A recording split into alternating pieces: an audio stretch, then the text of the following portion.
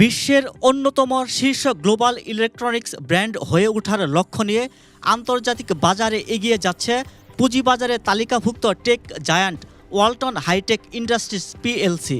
সেই লক্ষ্য অর্জনে বৈশ্বিক বাজার সম্প্রসারণে ব্যাপক সাফল্য দেখাচ্ছে প্রতিষ্ঠানটি।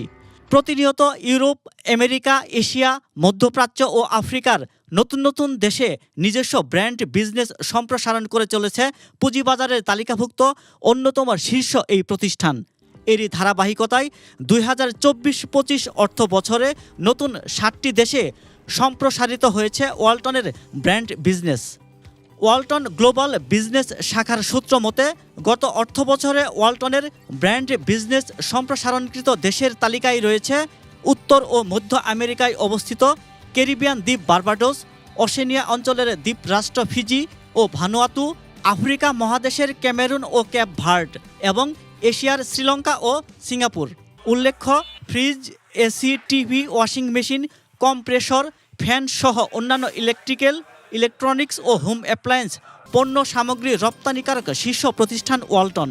বিশ্বের 50টিরও বেশি দেশে রপ্তানি হচ্ছে মেড ইন বাংলাদেশ ট্যাগযুক্ত ওয়ালটন পণ্য।